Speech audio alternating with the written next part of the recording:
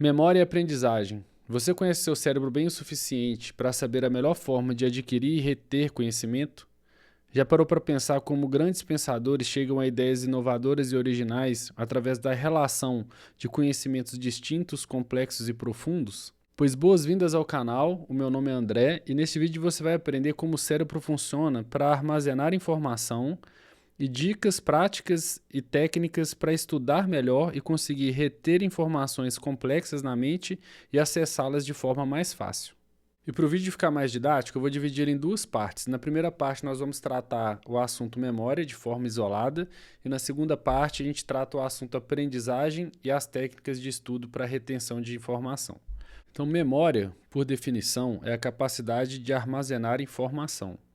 Você pode ter memória num HD, você pode ter memória numa biblioteca, e os seres biológicos também possuem memória, e em especial o ser humano possui dois tipos de memória, que são classificados como memórias declarativas, que são aquelas memórias de fatos e eventos, que comumente nós compreendemos como memória de forma geral, e ela está ligada a uma parte do cérebro que é o hipocampo. Então, sempre que você for ler sobre memória, em algum livro de neurociência e etc., você vai ver que o hipocampo está relacionado a memórias declarativas e etc.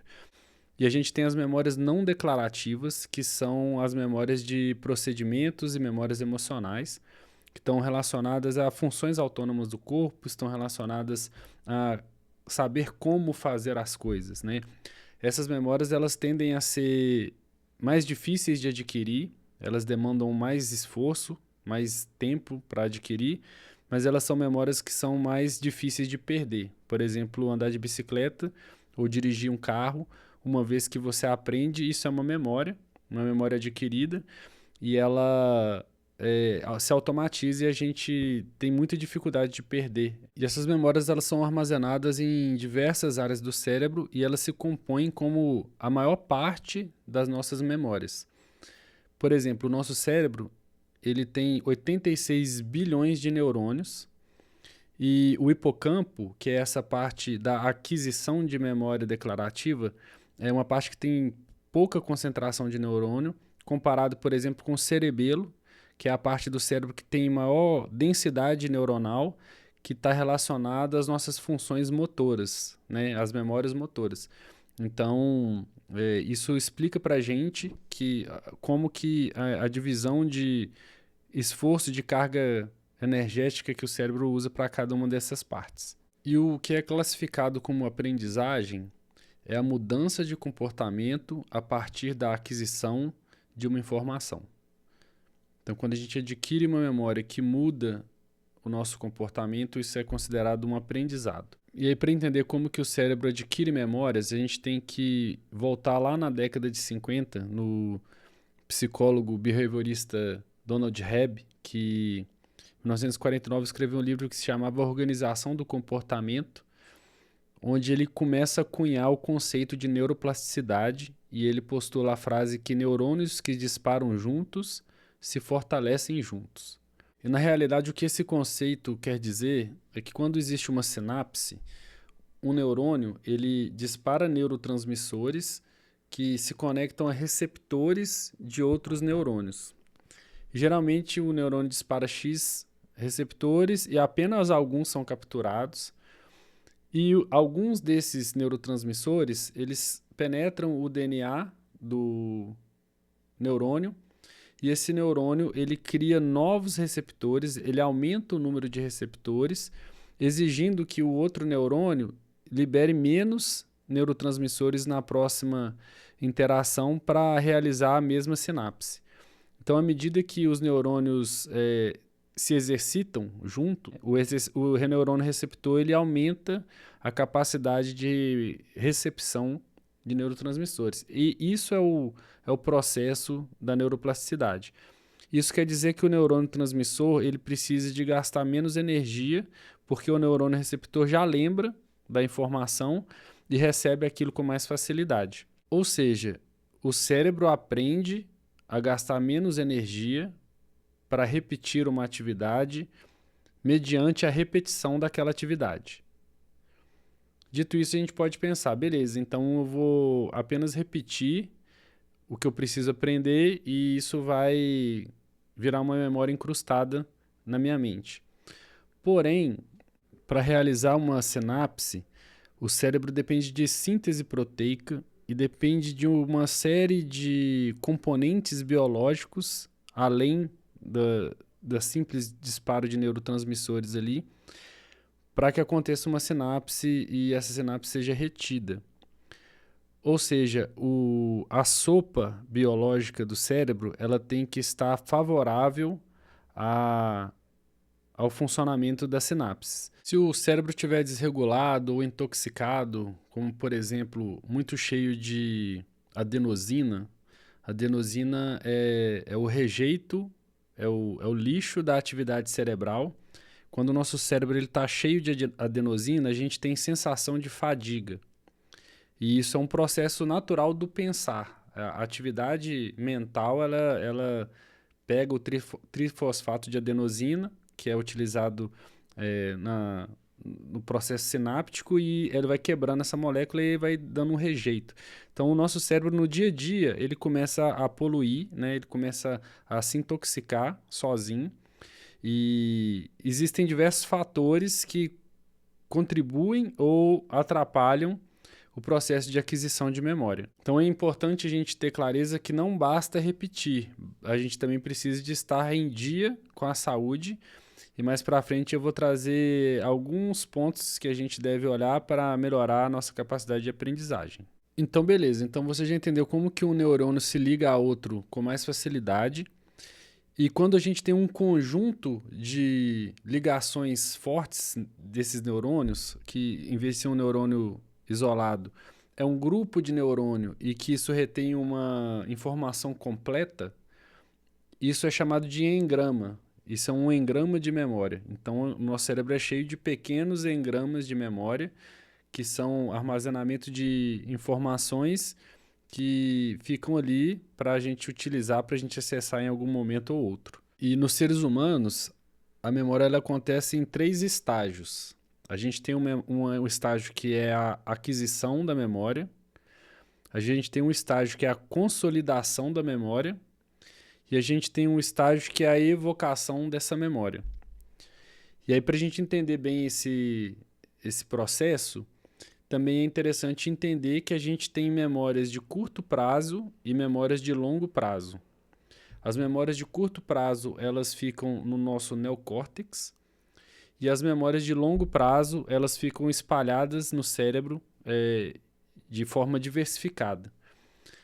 Pegando uma metáfora, usando lá a nossa metáfora da biblioteca, é como se a nossa memória de longo prazo fossem todas as estantes da biblioteca, e a nossa memória de curto prazo é a mesa que a gente tem na nossa frente para a gente operar um livro ou 2, né?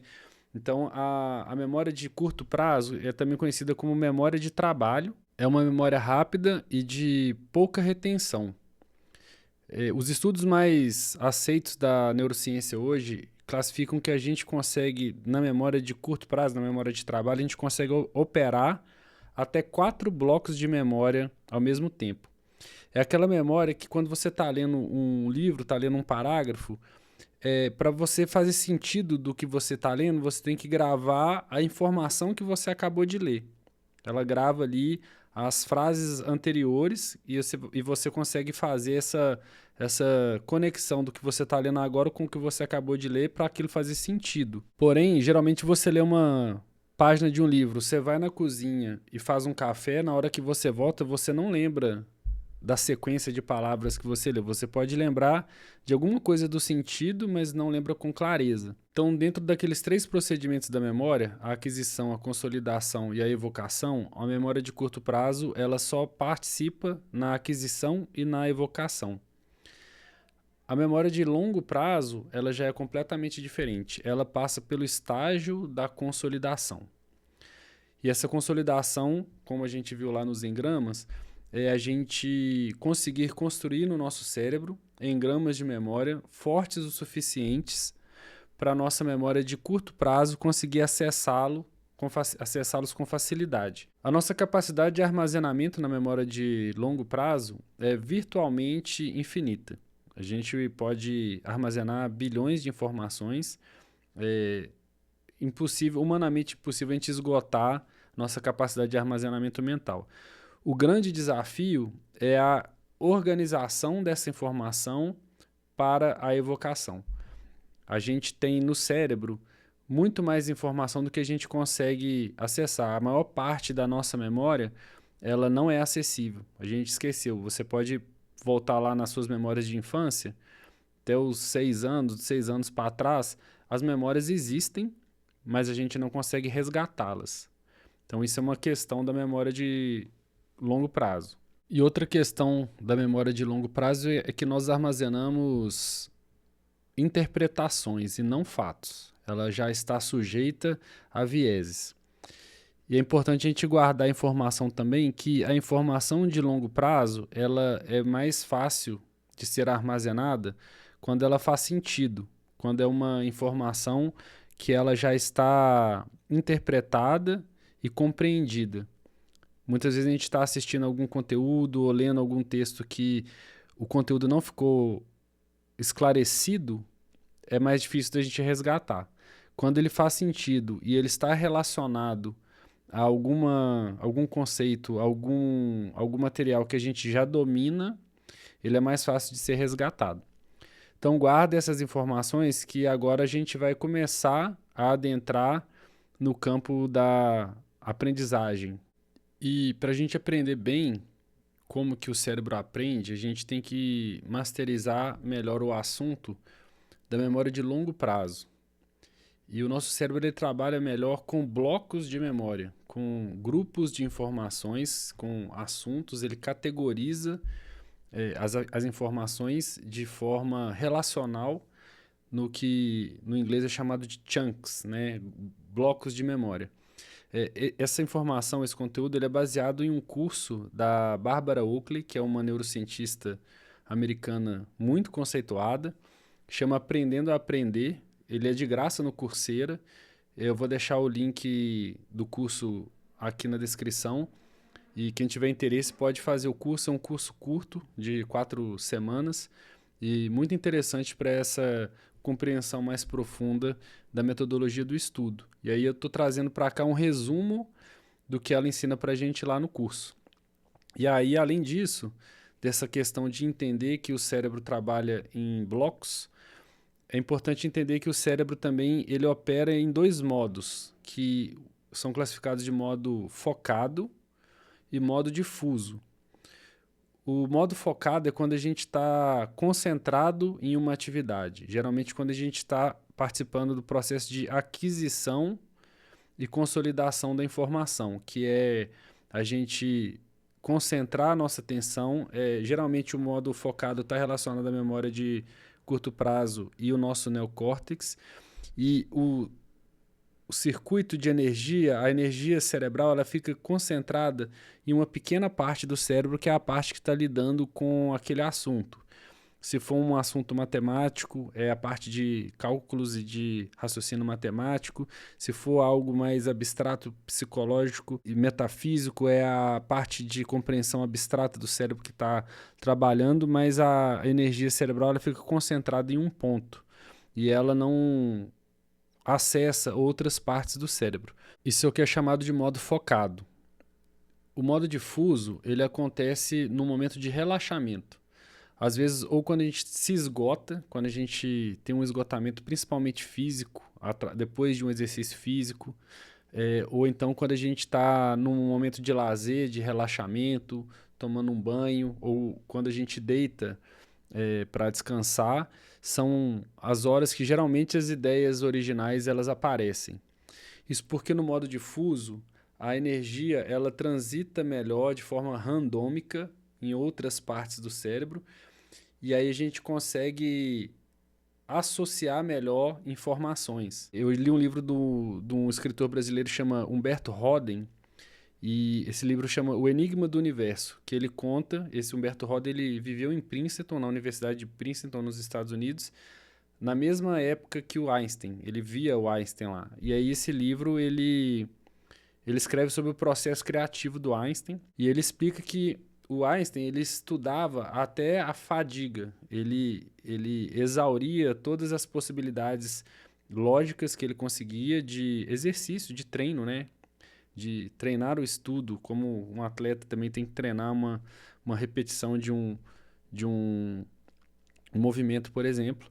E quando o Einstein ele ia elaborar as teorias dele, ele ia para um quarto escuro, falava com a esposa dele para colocar comida na porta 3 vezes por dia, ficava lá isolado, sem luz, e saía com as teorias dele lá de dentro, que ele entrava em modo difuso. A metáfora que ele usa é como se, durante o estudo, ele estivesse cavando o rio, que é essa parte de gravar as informações no cérebro mediante a repetição. Ele cava o rio e quando ele entra em modo difuso, é como se ele liberasse a água para passar ali naqueles canais que ele tinha construído.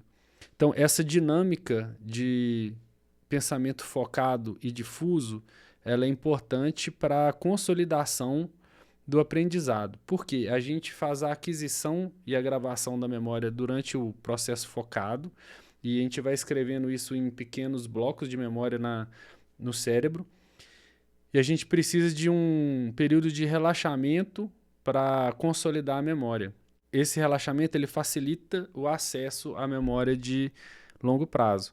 Os grandes pensadores, os grandes cientistas, vencedores de prêmio Nobel, eles constroem blocos de memória tão estruturados, tão intensos, tão consolidados, que fica mais barato para a memória de curto prazo deles acessarem grandes blocos de informação. Então, a capacidade de acesso a essas memórias depende da solidez da memória de longo prazo construída. Então, como você pode melhorar a construção da sua memória de longo prazo? Primeiro item e indispensável é um sono de qualidade. É impossível ter uma memória saudável com um sono ruim. Por que o sono é tão importante para a memória? Quando a gente estava lá no início do vídeo falando sobre os processos da neuroplasticidade e a gente falou da sopa biológica que o cérebro tem que estar em equilíbrio para a gente conseguir construir engramas e reter memória, a principal forma de limpar o cérebro, de tirar essas toxinas do cérebro é simplesmente dormir. Durante esses processos de pensamento, a gente cria as toxinas e durante o sono, as células cerebrais elas diminuem um pouco de tamanho, permitindo que o fluido cerebral percorra entre as células, literalmente lavando o nosso cérebro e preparando ele para mais um dia, para mais uma etapa, mais um ciclo de esforço neural. Além disso, durante o sono, a gente consolida as memórias que a gente escreveu. Existe um processo durante o sono que é biologicamente importante. Ele elimina as memórias que são pouco importantes, as memórias que são triviais, e ele consolida as memórias que são taxadas como memórias cruciais, memórias críticas. E aí, por isso que é importante a gente entender o processo do foco na hora de estudar. A neurociência ela já compreende que quando a gente estuda algo com foco, a gente dá atenção concentrada naquilo, é como se a gente estivesse colocando um post-it na memória e quando a gente vai dormir, essa memória ela é considerada importante. Outra coisa que coloca o post-it na memória são descargas emocionais. Então, quando a gente tem uma memória que é carregada de emoção, ela também fica gravada como uma memória importante. Então, essas são algumas características de como que a gente precisa de se posicionar na hora do estudo, né? Outro fator importantíssimo é a motivação, porque lá naquele processo de início da sinapse de liberação do neurotransmissor para criar novos receptores, o componente que abre os receptores, ele é a dopamina. Então, se a gente não tem motivação para estudar, a gente não consegue facilitar essa viabilização de construção sináptica. Por isso que é muito importante a gente ter clareza de por que a gente está estudando, porque isso gera motivação, E também é importante a gente ter um cuidado redobrado com o desperdício de dopamina, né? Por exemplo, com redes sociais em excesso, essa dopamina barata, a gente esgota a dopamina do cérebro com coisas inúteis, e quando a gente precisa dela para coisas importantes, a gente está fadigado, a gente está desmotivado.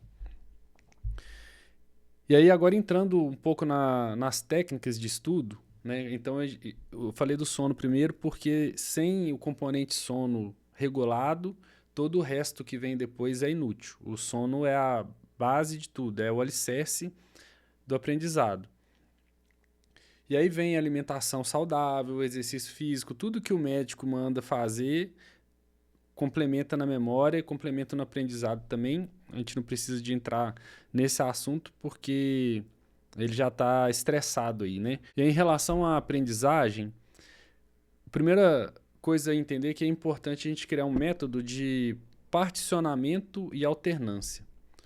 Por quê? Porque o cérebro ele funciona melhor quando a gente trabalha em etapas. Então, é muito importante ter uma estratégia de consumir um certo volume de conteúdo, colocar aqui meia hora, 40 minutos, e sair do conteúdo e fazer outra coisa, e regar planta, e fazer café, e conversar com alguém, relaxar do assunto e voltar. É mais eficaz fazer isso do que estudar 4 horas direto sem pausa. Então é importante essa alternância, como se a gente estivesse construindo uma parede de tijolo. E se a gente estuda sem pausa, a gente está construindo, colocando um tijolo em cima do outro sem esperar o cimento secar. Essa alternância é como se a gente deixasse o cimento secar, deixa o pensamento consolidar, a gente perde um pouco da informação e depois a gente tem que voltar, recuperar a informação e construir em cima. Então, primeiro ponto é alternância, particionamento do conteúdo. Em segundo lugar, é a revisão ativa. A gente tende a acreditar, pelo que foi ensinado para a gente na escola, que a forma mais eficaz de estudar é anotar e depois ir lá e ler as nossas anotações. Porém, já foi comprovado que a forma mais eficaz de lembrar das coisas é a revisão ativa, é revisar sem escrever. E aí o ideal é que você leia, vamos colocar aqui um capítulo de um livro. Na hora que você termina de ler, você fecha o livro e você tenta buscar de memória e recontar o que você aprendeu ali de cabeça. E aí, beleza. Esse processo, ele está dentro daquela parte que a gente falou das etapas da memória, ele está dentro da parte de evocação. Então, você está treinando a evocação da memória, você está construindo esses circuitos de acesso. Isso é chave, isso é muito importante. Porque quando a gente vai para raciocínios complexos com a memória de curto prazo, quanto mais fácil ela conseguir acessar esse bloco de memória, mais informação você vai conseguir colocar ao mesmo tempo na sua memória de curto prazo. Então, essa rememoração ativa, ela é importante.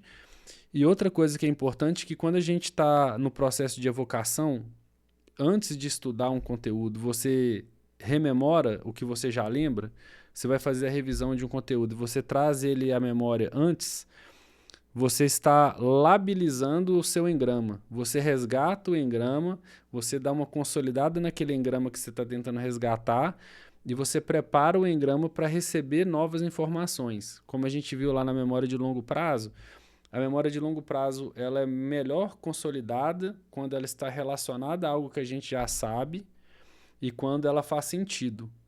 Então, voltando um pouco, a revisão ativa ela é importante. E dentro da revisão ativa, você inclui o processo da repetição espaçada, que é você estudar um conteúdo num dia, você descansa 1 ou 2 dias, e aí você volta nesse conteúdo. Você deixa um tempo do seu cérebro perder a informação e você volta no conteúdo. E aí a chave para escrever bons e bem consolidados blocos de memória é a revisão ativa somada com a repetição espaçada. Então, você lê um conteúdo, terminou, rememora, espera 1, 2 dias, rememora, lê de novo e rememora. Você repete isso 7 dias, 8 dias, 8 vezes, a memória está consolidada. Aí você escreve isso de fato.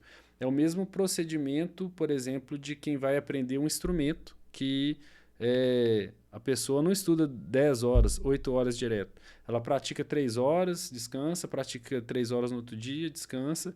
É o mesmo procedimento. A gente usa isso para assuntos psicológicos, assuntos intelectuais, né? E aí, sabendo dessas técnicas, você pode aplicar a estratégia que cabe melhor para o seu dia a dia. Cada um tem um contexto de aprendizagem diferente. Tem gente que é mais auditiva, tem gente que é mais visual.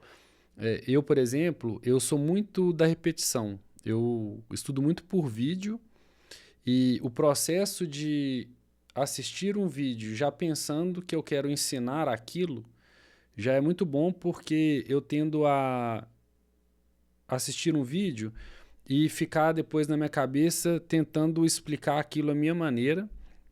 E às vezes, por exemplo, esse vídeo de memória e aprendizagem, eu vi alguns vídeos do reservatório de dopamina, por exemplo, do Wesley, e eu assisti os vídeos 4, 5 vezes e eu ficava repetindo o vídeo e gravando as informações que eu achava importante. Anoto também, e às vezes por um vídeo desse eu faço um roteiro e vou anotando os tópicos principais, e quando eu reassisto o vídeo, eu dou uma ênfase maior de atenção no tópico que eu quero trazer para cá. Então isso é uma boa técnica também de estudar já pensando em ensinar aquilo que você está estudando. Outra técnica que um grande amigo meu, Rafael, que é uma enciclopédia viva, ele utiliza muito. Ele fala que quando ele está assistindo um conteúdo que ele quer muito aprender, ele assiste repetindo. Então, toda a fala do vídeo que ele escuta, ele pensa nela, ele repete mentalmente. É uma forma de você forçar a atenção. Então, um resumo da ópera. Nosso cérebro aprende através da construção de novas sinapses. Para as sinapses acontecerem, o ambiente cerebral tem que estar saudável, através de um sono de qualidade, alimentação de qualidade, exercício físico para aumentar o fluxo sanguíneo. Todas essas questões de saúde são importantes. As técnicas que a gente pode utilizar são a repetição espaçada, a revisão ativa e o particionamento e alternância do conteúdo, que é importante para a gente criar chunks, né, blocos de memória bem consolidados, para que a nossa memória de trabalho consiga acessar um volume de informação grande com maior facilidade, para a gente conseguir elaborar novas ideias. Esse é o ponto, o resumo do vídeo. E se você chegou até aqui, muito obrigado. Sei que é um conteúdo denso, não é para todo mundo chegar no final desse vídeo, mas é um assunto bem importante e bem valioso para esses tempos modernos de consumo rápido, de dificuldade de retenção. Está todo mundo com problema de memória. Tem gente nova aí que está com a memória super sabotada. E todas aquelas coisas do YouTube. Se curtiu o vídeo, dá um like aqui pra gente. Se inscreve no canal para ouvir mais sobre esse tipo de assunto. E sinta-se à vontade para deixar um comentário, participar da discussão aqui embaixo. E como bônus, um outro ponto que pode melhorar a memória também, que eu falei no meu vídeo passado, é definitivamente a meditação. Então, se gostou, assiste o outro vídeo que eu falo dos benefícios da meditação para diversas áreas da nossa vida. Então, valeu, tamo junto, aquele abraço.